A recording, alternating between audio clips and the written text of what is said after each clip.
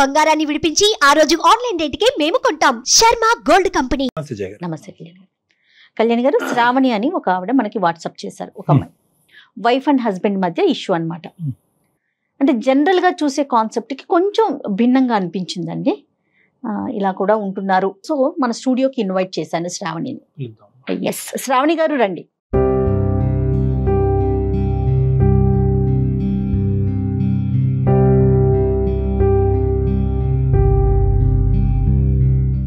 శ్రావణి చెప్పండి.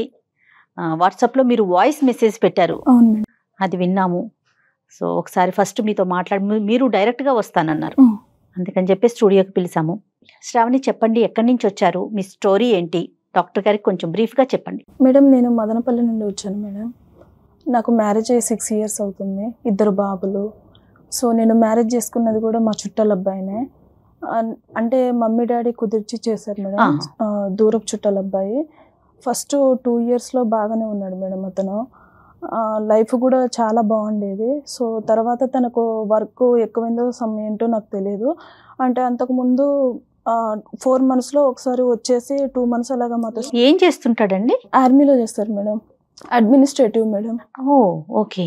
సో అంటే అతన్ని నేను అంటే ఫేస్ టు ఫేస్గా బిఫోర్ మ్యారేజ్ కలిసింది లేదు. నెక్స్ట్ అలా అని చెప్పేసి ఫోన్లో మాట్లాడడం కానీ లవ్ అలాంటిది ఏమీ లేదు మేడం.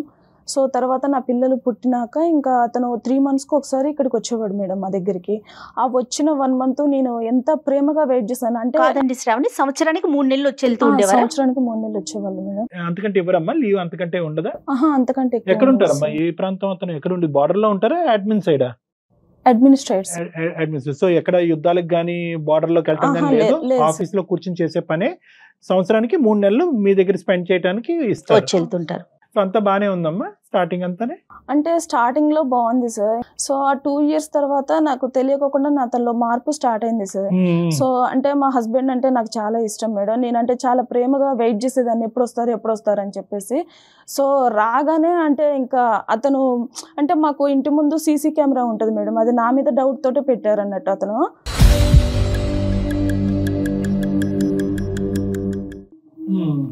సో అంటే పాల అబ్బాయి కానీ నెక్స్ట్ కూరగాయల అబ్బాయి ఏంటంటే నన్ను అక్క అంటారు మేడం. నేను రెగ్యులర్గా తీసుకుంటాను కదా. సో ఫ్రెష్గా కూరగాయలు వచ్చాయి అక్క అనేసి అని అంటే నేను ఎప్పుడైనా పిల్లలతో ఉన్నప్పుడు వాళ్ళని స్కూల్కి అలా పంపించాలి బిజీగా ఉన్న టైంలో అతనే పైకి వచ్చేసి ఇచ్చేసి వెళ్తారు మేడం. ఒక 2 minutes అయినా స్పెండ్ చేయాల్సి వస్తుంది కదా మేడం, అంటే అమౌంట్ ఇవ్వాలి అన్నా కూడా.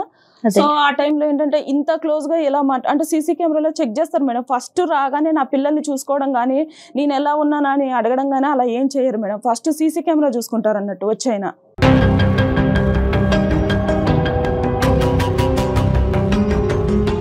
9 నెలలు ఫుటేజ్ చూస్తాడమ్మా వచ్చి అక్కడ నుంచి వచ్చే ముందు మందు బాటిల్స్ అవి తీసుకొస్తారు సార్. తీసుకొచ్చేసి ఆ కేసు పక్కన పెట్టుకొని అవి తాగుతూ నా ఫుటేజ్ చూస్తూ ఉంటారు సార్.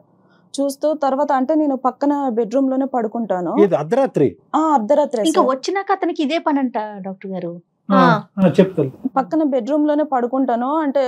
అంటే ఏ టైంలో ఏం జరుగుతుందో అనేసి నాకు తెలియకోకుండానే నాకు ఒక భయం అనేది స్టార్ట్ అయిపోయింది సార్. నా పిల్లలు కూడా పడుకోరు, నా పిల్లలు ఇలాగ దగ్గరకు వచ్చేసి నా పక్కన పడుకుంటారు అన్నట్టు. అంటే కనీసానికి వాళ్ళకి ఇలాగా డాడీ వచ్చారు, డాడీ దగ్గరికి వెళ్ళేసి స్పెండ్ చేద్దాం అన్న వాళ్ళకు అది కూడా ఉండదు సార్. అసలు జనరల్ గా పండగ వాతావరణం ఉంటదమ్మా. 3 నెలలు నాన్న వస్తున్నాడు, భర్త వస్తున్నాడు అంటే పండగ వాతావరణం ఉంటది. కానీ మీ ఇంట్లో వస్తున్నాడంటేనే టెర్రర్ ఏమో.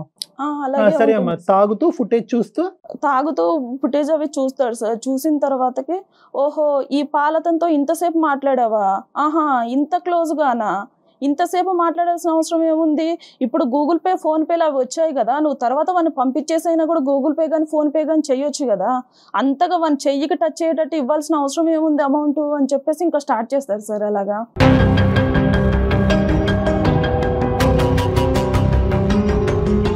అంటే ఎంత అర్ధరాత్రి అయినా అపరాత్రి అయినా నువ్వు నిద్రలో ఉన్నావు ఏది అని చూడకుండా క్లారిఫై చేసేసుకోవాలి. ఈ టైము ఇది అనేసి ఏముండదు సార్. కనీసానికి పిల్లలు పడుకున్నారు అని చెప్పేసి కూడా ఉండదు సార్. ఇంకా అలాగా అంటే బాటిల్ తీసుకొని వస్తూనే ఉంటారు అన్నట్టు. తీసుకొని వచ్చేసి ఆ పక్కన ఏది ఉంటే అది తీసుకొని ఇంకా నన్ను కొట్టడం స్టార్ట్ చేస్తారు సార్. సో లాస్ట్ టైం ఒక రాడ్ తీసుకొని నన్ను ఇక్కడ కొట్టారు సార్. కొడితే నాకు ఫ్రాక్చర్ అయిపోయింది.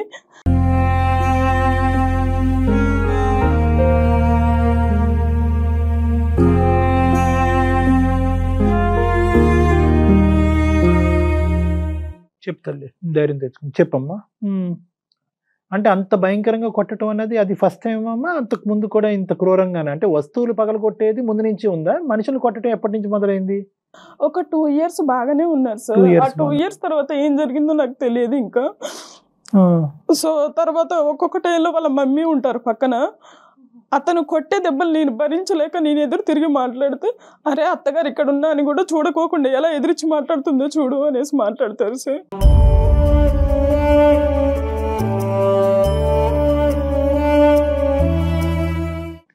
ఆవిడ కూడా మీకు ఏం సపోర్ట్ చేయరా? సపోర్ట్ ఆవిడ ఏముండదు. ఏమంటారు? అంటే అదే మేడం, అంటే మేమందరం పర్లేదు అమ్మ మొగుళ్ళతోటి దెబ్బలు నువ్వు ఒక్కదానివే పడ్డావా, ఏం మీ అమ్మ నాన్న మీ డాడీ మేము అమ్మని కొట్టలేదా అని చెప్పేసి మాట్లాడతారు మేడం. అంటే రెచ్చిపోవడం ఇంకా అంతే కదా. అదేంట్రా చేయటం తప్పు అనాల్సింది పోయి నేను తన్నులు తిన్నా నువ్వు తన్నులు తినంటే అమ్మ తాగుడుకు బానిస అమ్మ. బానిస అని చెప్పలేంలే, అంత పెద్ద అడ్మిన్ జాబ్ చేస్తున్నప్పుడు ఆర్మీలో అంత బానిస అని కూడా అంటే చెప్పలే. ఇవన్నీ నాకు ముందు అసలు ఏది తెలియదు సార్. అతను తాగుతాడు అలా అని చెప్పేసి నాకు ఏం తెలియదు. సో తర్వాత ఒక 2 years బాగానే ఉన్నారు. అప్పుడు కూడా తాగే వాళ్ళు ఏమోలే కానీ మేబీ నటించారో ఏంటో నాకు తెలియదు. సో ఒక 2 years బాగానే ఉన్నారు. సరే, మీ ఇద్దరు గొడవలు ఓకే శ్రావణి. పిల్లలతో ఎలా ఉంటారు ఆయన? పిల్లల్ని కూడా ఏం చూసుకోరు మేడం, అసలు దగ్గరికి కూడా తీసుకోరు. అంటే ఆయనకు పుట్టారా లేదా అన్న డౌట్ లో ఉంటారు ఆయన.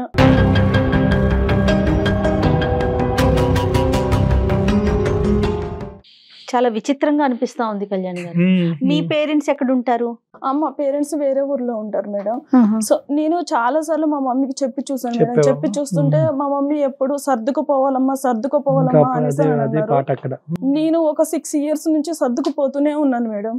అంటే బయటికి వెళ్తే ఏమవుతుందో ఏంటో, మా డాడీకి ఏమైనా బ్యాడ్ నేమ్ వస్తుందో, పెళ్లి చేశారు కదా నన్ను ఏమైనా తప్పు పడతారో ఏంటో అని చెప్పేసి నేను అన్ని సంవత్సరాల నుంచి సర్దుకుపోతూనే ఉన్నాను మేడం.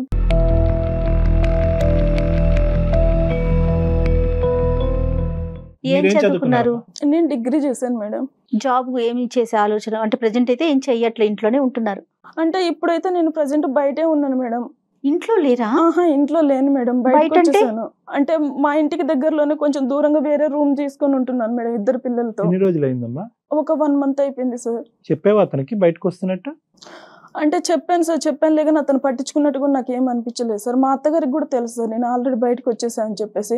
తప్పు చేయనప్పుడు ఎందుకు వెళ్తుందిరా, దానికి వెళ్ళాల్సిన అవసరం ఏంట్రా అంటే, ఒకవేళ వాళ్ళని అక్కడికి పిలిపించుకుంటుందేమో బాయ్ ఫ్రెండ్స్ని, ఇక్కడ నువ్వు ఉన్నావు కదా కుదరట్లేదేమో నీ ముందు మాట్లాడడం అనేసి మాట్లాడుతుంది సార్.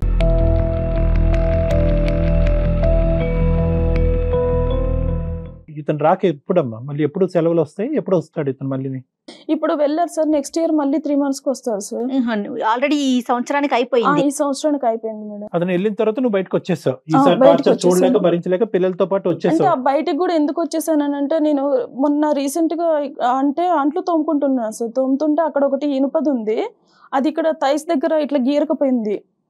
సో తర్వాత అతను చూసాడు అన్నాడు. చూసి ఏంటి ఎవరు కొరికేశారు ఏంటి ఇక్కడ ఏమైంది అని చెప్పేసి ఒక విచిత్రంగా మాట్లాడుతున్నాడు సార్. ఎంత అబ్యూస్ గా మాట్లాడతాడంటే అసలు అవి భరించలేమన్నట్టు. ఇంకా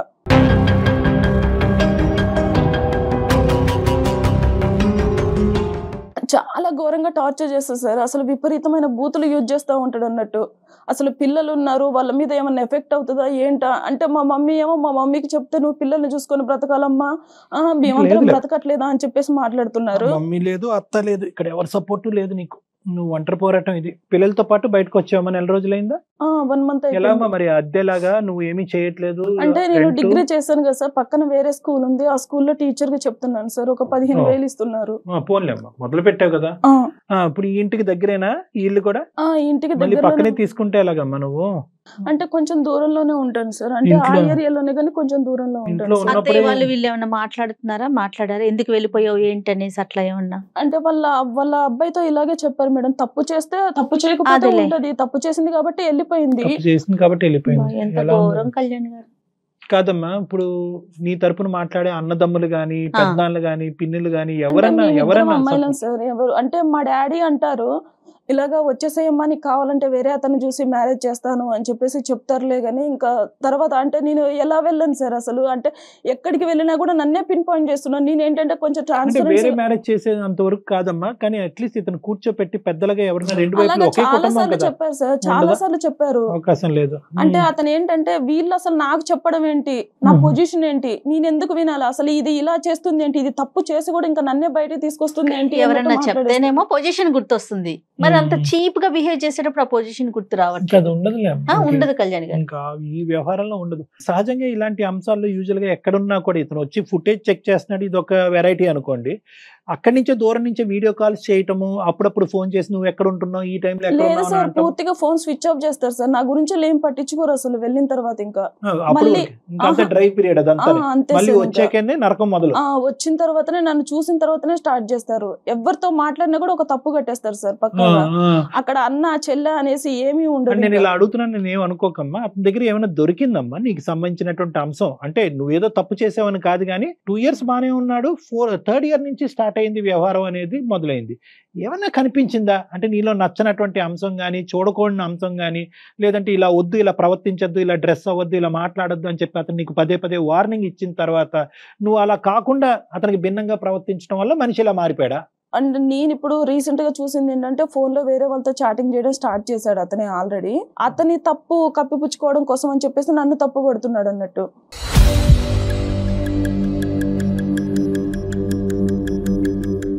అంటే ఏంటమ్మా ఈ చాటింగ్ నువ్వు చూసావు అతను ఫోన్ లో వేరే నేను అమ్మాయిలు? చూసాను సార్. అంటే వేరే వాళ్ళతో చాటింగ్ చేయడం నేను అభ్యంతరకరమైన చాటింగ్, ఫ్రెండ్షిప్? లేదు సార్, వేరే లాగానే చేస్తున్నాడు సార్. అంటే అక్కడ ఎవరైనా సెటప్ ఉందని అనుమానం ఉందా నీకేమన్నా? అంటే నన్ను కొట్టడం గానీ, పిల్లల మీద ప్రేమ లేకపోవడం గానీ చూస్తుంటే మేబీ ఉండొచ్చేమో నీకు అనిపిస్తుంది. నువ్వు దగ్గర అవ్వట్లేదమ్మా? అంటే ఆ 3 నెలల పాటు, అంటే ఊరికే అడుగుతున్నాను, నువ్వు ఎలాగ అతనితో ప్రవర్తిస్తావు అనేది నీ ఇష్టం, అది ఒక ఆడపిల్లగా.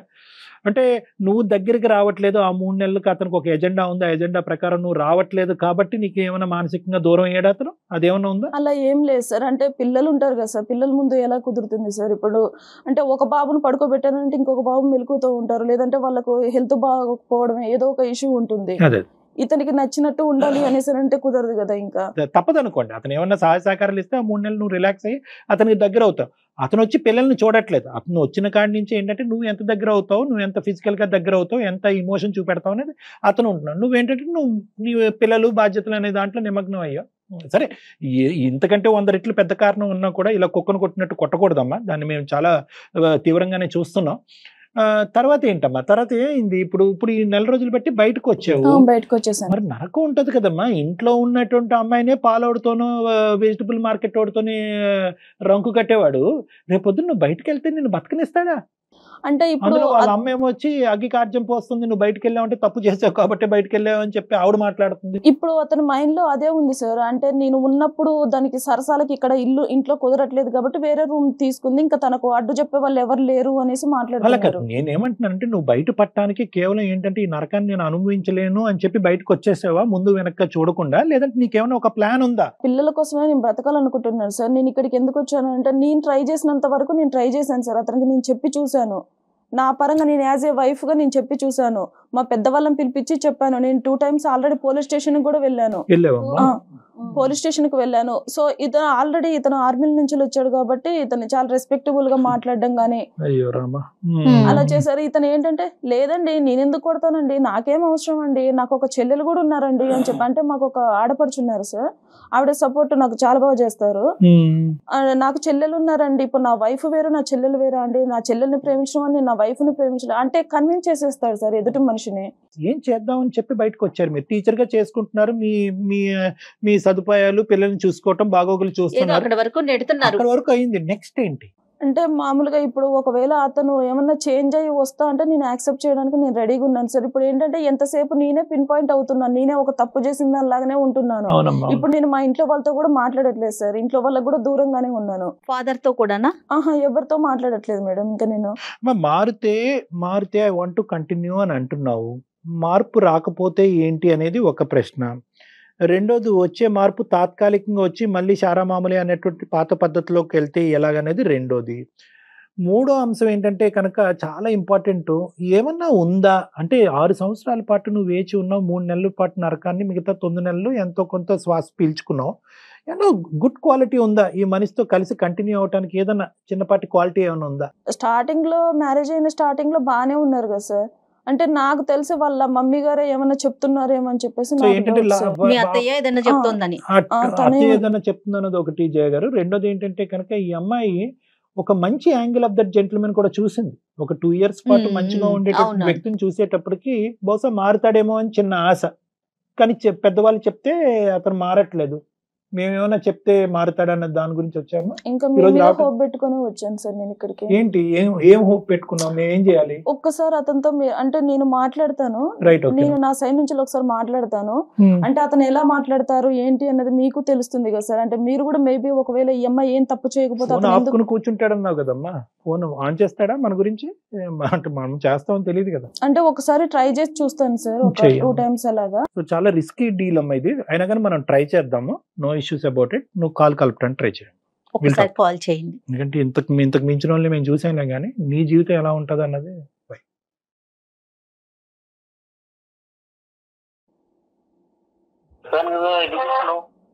హలో హలో, అండి, ఎందుకు చేస్తున్నావు చెప్పు. చెప్పాను కదా చేయకని. ఒక్క 2 minutes మాట్లాడతారా? చెప్పు. మీరు వెళ్ళిన తర్వాత అసలు అంటే మేము ఎక్కడున్నామో ఏంటి, అసలు పిల్లలతో ఎలా ఉంటుంది అని కూడా మీరు ఆలోచించరా? అదే నువ్వే చేసుకున్నావు అంత చేతులారా. అంటే నేనేం చేసుకున్నానండి, నేను చేసిన తప్పేంటో మీరు చూపెట్టాలి కదా. నీకుండాలా మా ఫోన్ ఇలాగే భర్తతో ఎలా ప్రవర్తించాలి, ఏంటి, ఎలా చూసుకోవాలి. అంటే మేము ఇప్పుడు బయట ఉంటున్నాం, మీకు తెలుసు కదా. అయితే అంటే ఇప్పుడు బాబు డాడీ కావాలి అనేసి మాట్లాడుతున్నారు. మరి మరి బాబు డాడీ కావాలన్నప్పుడు నువ్వు కరెక్ట్ గా ఉండాలి. సంసారం కావాలి, పిల్లలకి డాడీ కావాలన్నప్పుడు నువ్వు ఎలా ఉండాలో అలా ఉండాలి భార్యగా. నువ్వు చేతులారా నువ్వు చెడగొట్టుకున్నావు, అందుకు నువ్వు అనుభవించు. అంటే చేసిన తప్పేంటో చూపెట్టాలి కదండి మీరు. నీకు తెలీదా? అదే ఏం చేశాను. సంవత్సరానికి నేను ఉండేది 3 నెలలు. ఆ 3 నెలలు ఎలా బిహేవ్ చేస్తావు నువ్వు, ఏంటి నీకు తెలీదా? ఎట్లా చేసుకున్నావు? సరే, మీరు కొట్టిన దెబ్బలు మొత్తం ఒంటి పైన ఉన్నాయి, మరి వాటి గురించి మీరు ఏం మాట్లాడరా? అయితే తప్పు చేస్తే అంటే నువ్వు చేసిన తప్పులు మాత్రం నీకు కనపడవు. నేను కొట్టిన దెబ్బలే నీకు కనిపిస్తాయా? ఎవరు ఏ వైఫ్ అండ్ హస్బెండ్ కొట్టుకోరా? అదే తప్పేం చేశానో చెప్పండి. మీకు అక్కడ ఫ్రీగా బాటిల్స్ ఇస్తున్నారు, అవి తీసుకొచ్చేసి నా మీద ప్రయోగం చేయడం స్టార్ట్ చేస్తున్నారు, అంతే కదా. అరే ఫ్రీగా బాటిల్ ఇస్తున్నారంటే గవర్నమెంట్ ఇస్తున్నది. అవును, టైం పాస్ కోసం అనేసి నేను ఒక దాన్ని దొరికాను. మేబీ ఒకవేళ నీ లవర్ లాగా అంత అందంగా నేను ఇప్పుడు లేకపోవచ్చు, 2 పిల్లల్ని కన్నాను కదా ఇప్పుడు. ఎవరు నీకు లవర్ ఉందని చెప్పింది? నీకు ఎందుకు లవర్ ఉందని మీ ఫోన్ లో చూస్తే తెలుస్తుంది కదా చాటింగ్. ఏం తెలుస్తుంది? మీరు ఆల్రెడీ వేరే అమ్మాయితో మాట్లాడడం నేను చూశాను. ఇలా వాదించాను అంతా చెడగొట్టుకుంటాను. నా తప్పేంటి? ఎవరితో మాట్లాడాను? మీ దగ్గర ఇప్పుడు మీ గురించి నా దగ్గర ఆల్రెడీ ప్రూఫ్ ఉంది. ఇప్పుడు నా గురించి మీ దగ్గర ఏమైనా ప్రూఫ్ ఉందా? ఏం ప్రూఫ్ ఉంది నీకు? అన్ని ఇట్లాంటి అబద్ధాలు మాట్లాడమాక. సరే, నేను సుమన్ టీవీకి వచ్చాను. ఎందుకు? ఎవరు వెళ్ళమన్నారు నీకు? అవసరమా నీకు? నువ్వు వెళ్ళమని చెప్పేదేంటి? ఇప్పుడు నువ్వు చెప్తేనే నేను బయటకు వచ్చేసి జాబ్ చేసుకొని బ్రతుకుతున్నాను. అయితే ఇంకా ఎంత తీద్దాం అనుకుంటున్నాను పరువు? ఏం పేరమ్మా? వెంకట్ మేడం. వెంకట్ గారు నమస్తే అండి, నా పేరు జయ అండి. నేను సుమన్ టీవీ అందమైన జీవితం ప్రోగ్రామ్ నుంచి మాట్లాడుతున్నాను. చెప్పండి మేడం. నమస్తే అండి. నాతో పాటు డాక్టర్ కళ్యాణ్ చక్రవర్తి గారు కూడా ఉన్నారండి. శ్రావణి మాకు మెయిల్ చేసిందండి, మీ ఇద్దరి మధ్య ఉన్న ఒక చిన్న సమస్యకి తనకి పరిష్కారం దొరకక ఒక సలహా కోసం మాత్రమే మాకు వాట్సాప్ చేసింది. వెంకట్ గారు నమస్తే అండి. వెంకట్ గారు నమస్తే అండి. నమస్తే. మీరు పనిచేసే సంస్థకి, మీరు చేసే వృత్తికి, సర్వీస్కి, వృత్తికి, దేశానికి మీరందరూ చేసేటటువంటి ఈ పోరాటానికి శతకోటి వందనాలు. Thank you very much. దాని గురించి ప్రధానంగా అంటే ఎందుకంటే వెంకట్ గారు ఇక్కడ ఇప్పుడు మీరు చేసే వృత్తి ఎంత పవిత్రమైనటువంటిదో, మీరు చేసేటటువంటి పనులు అంత పాపమైనటువంటి పనులు మీరు ఇంట్లో చేస్తున్నారనేది మీ భార్య ఇక్కడ చెప్పడం వల్ల మీ కాల్ తీసుకోవటం జరిగింది. సార్ మీరు ఒక సైడే విని కాదు వెంకట్ గారు, అందు గురించే నేను ఇలాంటి పనులు ఏం చేస్తున్నావు ఏంటి వెంకట్, నేను చూసానని నేను అన్నట్లే, మీ భార్య చెప్పిందని అన్నాను. Get the clause very correct. ఇక్కడ మీకెవరో వ్యవహారం ఉంది అని ఆ అమ్మాయి ఇప్పుడు గట్టిగా మాట్లాడటం అనేది, ఓపెనింగ్ స్టేట్మెంట్లో మాట్లాడటం అనేది రెండో వ్యవహారం, అది సెకండరీ వ్యవహారం. దాని గురించి తర్వాత మాట్లాడదాం. ప్రైమరీగా మాకు మీ దగ్గర నుంచి కావాల్సినటువంటి అంశం ఏంటంటే, ఈ అమ్మాయి చెప్పిన 2 థింగ్స్ చెప్పిందండి. మెయిన్ ఏంటంటే కనుక వచ్చేది 3 నెలలే, వచ్చినటువంటి 3 నెలలు అతను అదే కార్యక్రమంలో తాగటం అనేటటువంటి కార్యక్రమంలోనే ఉంటాడు. సీసీటీవీ ఫుటేజ్ చెక్ చేయడంలోనే ఉంటారు. పాలవాడితోనో వంటవాడితోనో ఎవరితో మాట్లాడినా కూడా, వెజిటబుల్ మార్కెట్ వాడితో మాట్లాడినా ఒక అనుమానము, ఆ అనుమానం కాస్త ఇంకో విధంగా అయ్యి మమ్మల్ని మధ్యరాత్రులు పడుకోనివ్వకుండా చేసి మా మీద హింస చూపెట్టి కొట్టి ఇప్పుడు ఈ మధ్య కాలంలోనే కాలు ఎరగట్టడం కూడా జరిగింది. నాకు ఎవరూ సపోర్ట్ లేదు. అతని వైపు ఫ్యామిలీ మెంబర్స్, మీ వైపు ఆమె వైపు ఫ్యామిలీ మెంబర్స్ ఎవరూ సపోర్ట్ లేదు. దిక్కుతోచినటువంటి పరిస్థితిలో 4 రోజుల క్రితం బయటకు వచ్చి ఒక స్కూల్లో ఉద్యోగం చేసుకుంటూ బ్రతుకుతున్నాను అని ఈవిడ ఈ సారాంశం మాకు చెప్పింది. ఏమంటారు మీరు? బాగా చెప్పింది సార్. ఆమె మీద జాలి కలిగేలాగా బాగా చెప్పింది మీకు. ఇప్పుడు నేను వచ్చేది 3 నెలలు సార్ నా జాబ్ పరంగా. సో మామూలుగా భార్య 3 నెలలు మాత్రమే హస్బెండ్ ఉంటాడంటే తను వచ్చే టైంకి ఎంత ప్రేమతో ఎదురు చూడాలి, దీని సంగతి ఎంత ప్రేమ చూపించాలి, ఎలా చూసుకోవాలి అసలు అదంతా ఏం ఉండదు సార్. ఇంటికి దాన్ని ఏదో డబ్బులు ఇచ్చే ఏటీఎం మిషన్ లాగా చూస్తుంది.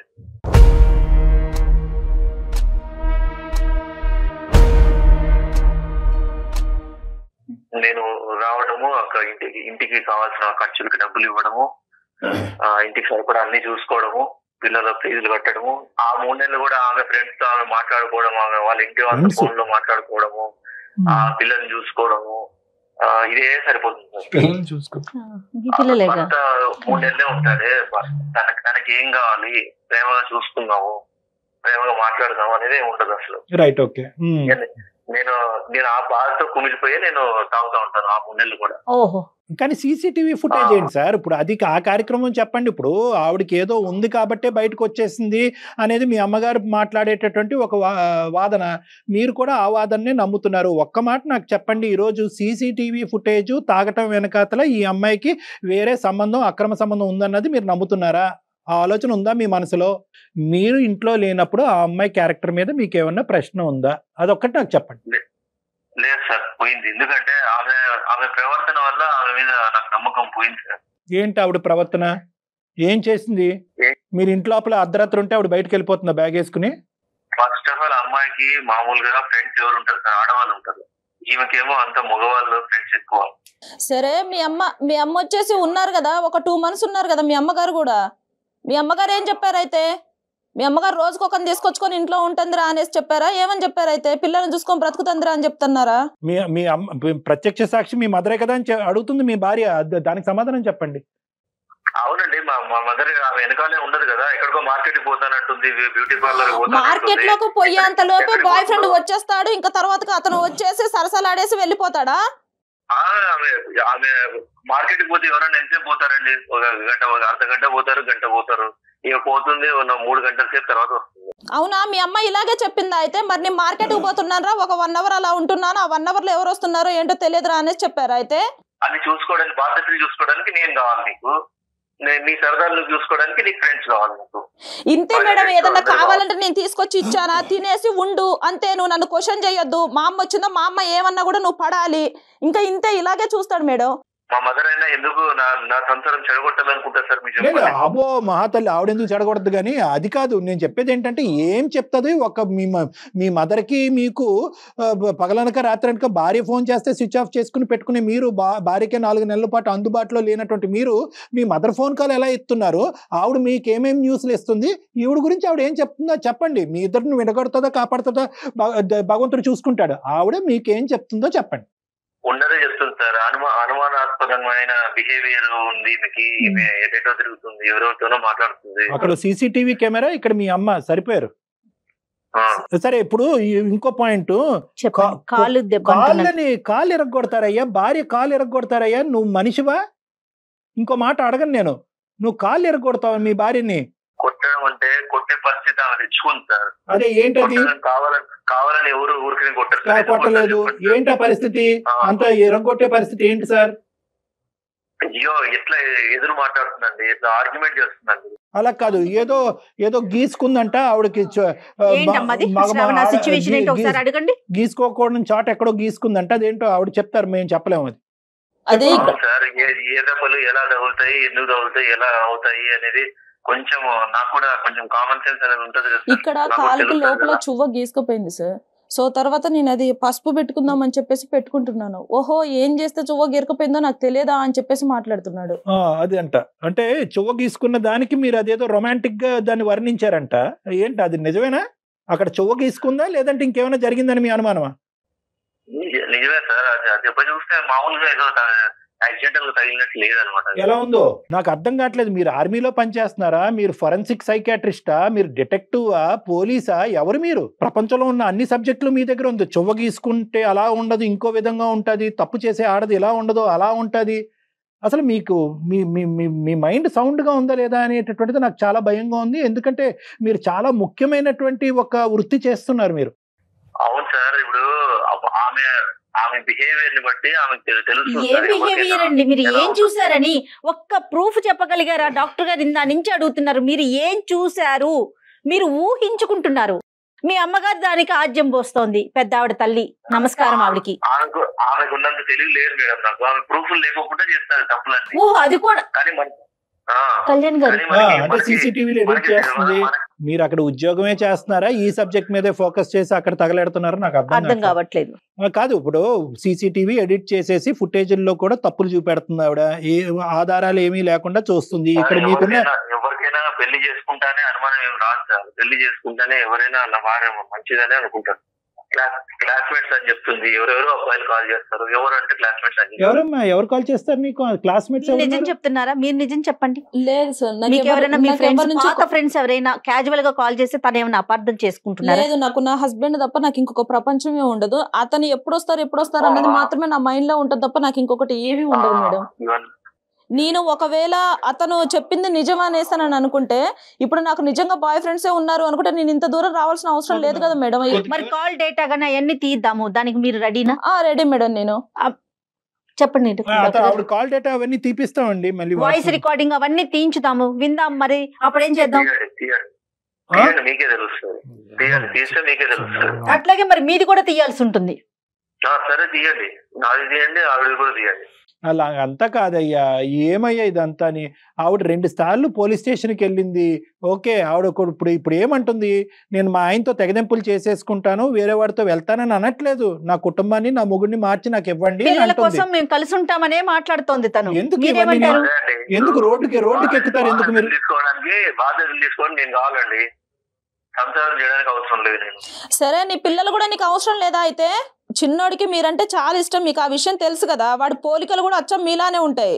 మరి వాడు డాడీ కావాలి అనేసి అని అంటున్నాడు. మరి దానికి ఏమైనా సమాధానం చెప్తారు? అయితే అవును, మరి ఆ బుద్ధి నీకు ఉండాలి.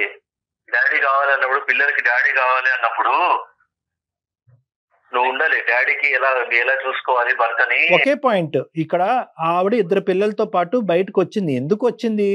అటో ఇటో పారిపోవటానికి రాలేదు. అట్లీస్ట్ ఏంటంటే నేను బయటకు వస్తే కనుక నా అవసరం ఏంటి, ఈ కుటుంబం ఏంటి, ఈ పిల్లల అవసరం ఏంటి అనేది నీకు తెలుస్తుంది అనే ఉద్దేశంతో. ఇప్పుడు కాస్త ఎలా అయింది? ఆవిడ బయటకు వచ్చినందుకు తప్పు చేసావు కాబట్టి, వేరే వ్యవహారం నడిపిస్తున్నావు కాబట్టి నువ్వు బయటకు వచ్చినట్టుగా మీ అమ్మ నీకు ఇది ఇంజెక్ట్ చేస్తున్నా. ఆవిడ చాలా డేంజరస్. ఫస్ట్ ఆవిడ మాట తీసి పక్కన పెట్టండి సార్. ఆవిడ ఒకటే కాదు సార్, ఇంకా ఉంటారు కదా సార్. నాకు వెల్ విషర్స్ వాళ్ళు వీళ్ళు చెప్తారు కదా సార్. ఏమని చెప్పారు వెల్ విషర్స్ మీకు? ఏ వెల్ విషర్ చెప్పాడు చెప్పండి. ఆ ఫోన్ కాల్ కూడా సార్ నార్మల్ కనిపించడానికి, అనుమానాస్పదం కనిపించడానికి తేడా ఉండదు సార్. లేదు, మీరు ఊహించుకున్నంత, మీ ఆలోచించినంత, మీరు అనుమానాన్ని డిఫైన్ చేసినంత విధంగా ఒక ఆడపిల్ల ఎంత లెవెల్లో ఒక బయట ఉన్న కూరగాయల వాడితోనో, రోడ్లు ఊడ్చుకునే వాడితోనో మాట్లాడాలనేది మీరు డిఫైన్ చేసినంత ఇదిగా నేను నా వృత్తిలో ఎవరిని చూడలే. ఇంటర్నెట్ సెంటర్ లో కనిపిస్తుంది. అమ్మో ఇంటర్నెట్ ఇవన్నీ ఇంకా చెప్తున్నాను కదా. మీరు అల్లుకుంటూ పోతే కనుక దీనికి ఆది మధ్య అంతం అనేది ఏమీ లేదు. బాబు వెంకట్, నీ రూల్ బుక్ ప్రకారము ఏ ఆడపిల్ల ఉండలేదు. నెంబర్ 1, ఏ కుక్క పిల్లనో ఏ పిల్లి పిల్లనో తెచ్చుకుంటే అది ఏమైనా నీ మాట వింటదేమో కానీ నువ్వు చెప్పినటువంటి ఈ రూల్ బుక్ ప్రకారం ఏ ఆడది ఉండలేదు.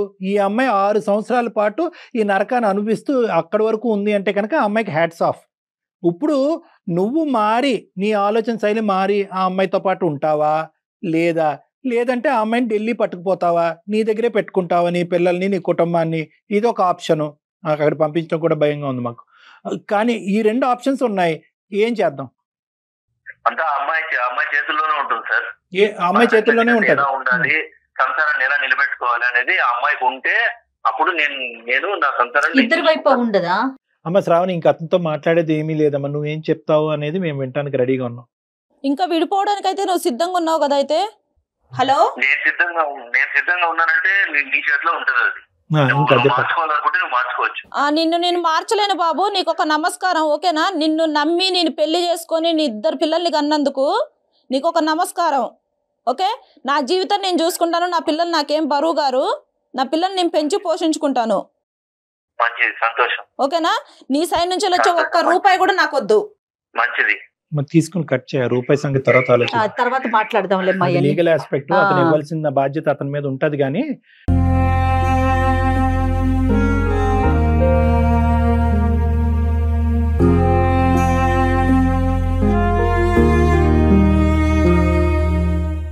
ఒక కుటుంబం ఇలా విడిపోతుందంటే ఎంత బాధగా ఉంటదమ్మా. అసలు ఆ పిల్లలు అన్యాయం అయిపోయారమ్మా. అమ్మా, ఇంకా నువ్వు ఎలాగా బయటకు వచ్చినప్పుడే 90% నీ జీవితం ఎలా ఉండాలన్నది నువ్వు డిసైడ్ చేసుకునే బయటకు వచ్చావు అన్నది మాకు అర్థం అవుతుంది. ఎటొచ్చి ఏంటంటే ఒక్కసారి వెనుదిరిగి నేను తీసుకున్న నిర్ణయం కరెక్టా కాదా అని చెప్పి ఒక పెద్ద మనుషుల దగ్గరికి వెళ్ళి మాట్లాడదాని ఉద్దేశంతో నువ్వు మా దగ్గరకు వచ్చావు అన్నది అర్థమైంది. నీ అనుమానం ఏదైతే అది పూర్తిగా నిరూపించబడిందమ్మా. అంటే ఏంటంటే ఈ మనిషి ఎప్పటికన్నా మారుతాడా లేదా అనేది ఈ రోజు ఇక్కడ నిరూపింపబడింది. అతనికి ఎక్కడో కూడా కనికరం కానీ, ఒక ఆలోచన కానీ, ఒక బాధ కానీ, ఒక బాధ్యత కానీ, ఇటువంటి సెంటిమెంట్స్ ఏవీ లేవు అనేది ఈ రోజు మా సమక్షంలో కూడా తేలిపోయింది.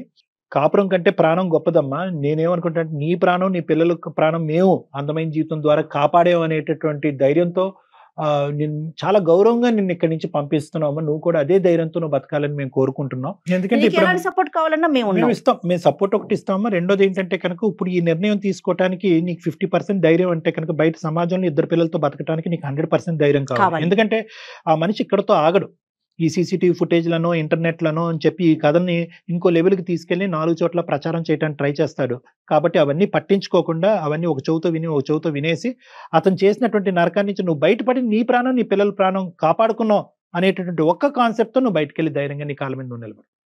నువ్వు ఇప్పటికీ ఉద్యోగం చేస్తున్నావు. Congratulations, keep going. ఓకేనమ్మా? ఓకేమ్మా. Thank you so much doctor. Okay. Thank you. ఓకేమ్మా.